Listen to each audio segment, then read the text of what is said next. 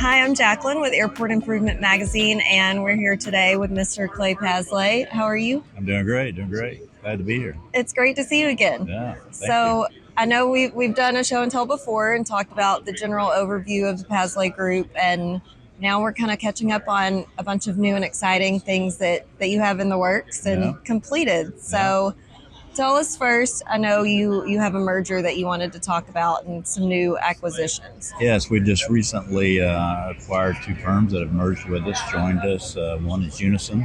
They're a 38-year-old company in the aviation sector, providing financial services, forecasting services, concession services, so kind of an enterprise level consulting firm similar to us.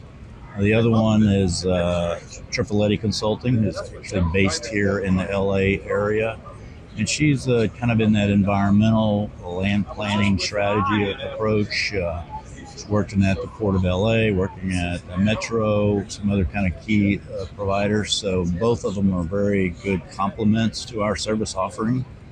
Really kind of rounds out our what I'd call our enterprise level service offering, along with our EPM group and our business advisory group. So tell us more specifically on that, kind of some of the offerings you were looking to add to your portfolio through these mergers and acquisitions. Again, Unison, the financial services, which we didn't have before. Again, they're an old company. They're working at a lot of airports across the country. A lot of airports that we work at as well, but that brings a service offering we didn't have before.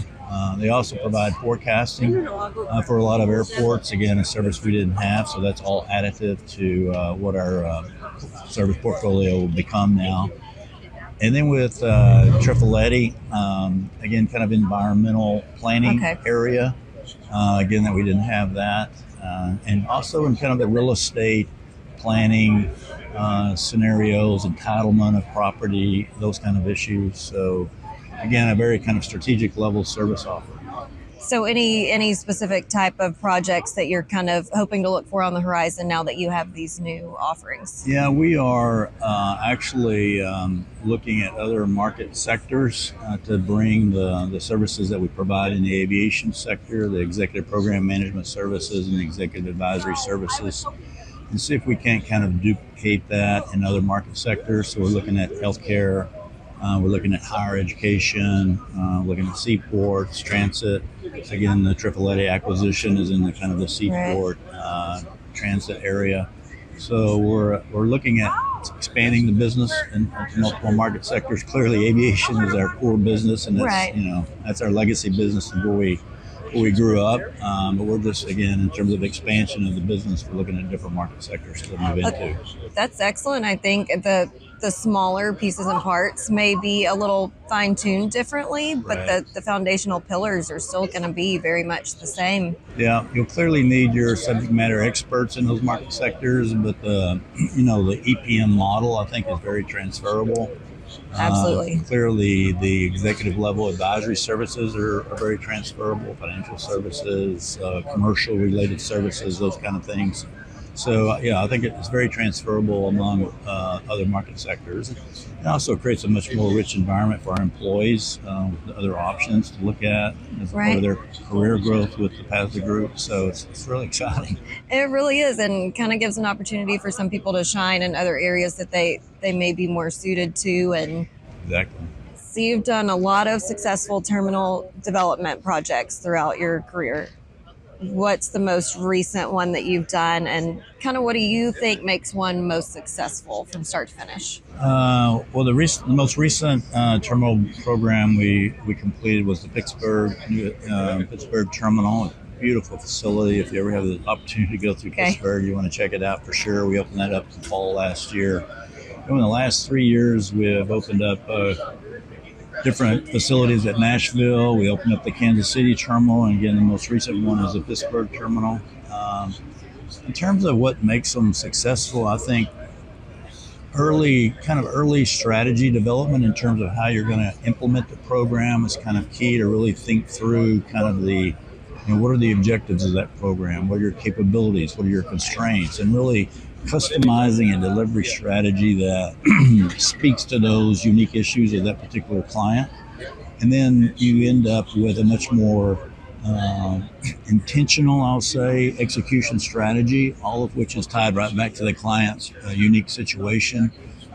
So it makes it much more intentional. It really eliminates a lot of the unforeseen consequences versus just going out there and starting and then kind of, figuring it out as you go, so to speak. So I think that is one of the key aspects of having a successful program.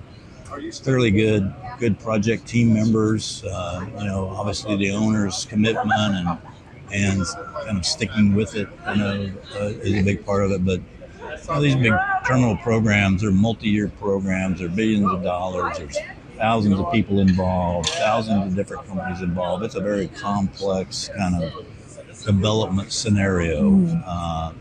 But that's what makes it fun, right? Right. So what would you say is one of the biggest challenges that airports face with their development programs?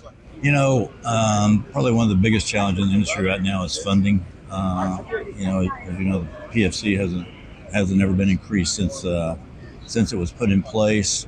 And so a lot of the funding is coming through debt issuance with bonds and so forth, which is really driving up the cost of the airports. You have a lot of airport infrastructure out there that's kind of outdated, needs to be updated. You have a lot of demand that's really overcoming the capacity of those facilities. So there's a lot of need out there in terms of facility development, facility rehab, and the financial source to pay for all that is very limited. So that ends up driving up the airline costs, which ends up driving up our passengers, us, when we travel.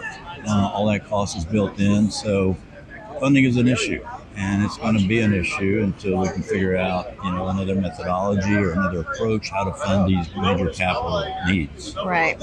So last time we talked about your executive program management model and how intuitive and applicable it is. Something exciting new with that. Yeah. Tell us about that. Yeah, last year we were awarded a trademark. U.S. Department of Patents and Trademark gave us a trademark for executive program management we created. So that was pretty cool. That's amazing. Yeah, and it's kind of nice to something you created that now is a real thing in the marketplace, and also trademark. It was pretty exciting to get that. It's kind of we've been doing it for 20 years now. Right. So it's but it was a nice little gesture and just affirmation of what you've done and what you've created. It is. It's incredible. So proud for you on that. Thank you.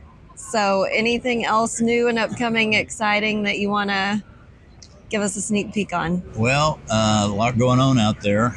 We got a lot of engagements underway, new terminal facilities, a lot of different marketplaces are getting ready to go with. So we're excited about that. Certainly excited about our expansion and our growth opportunities in some of these new markets. Absolutely.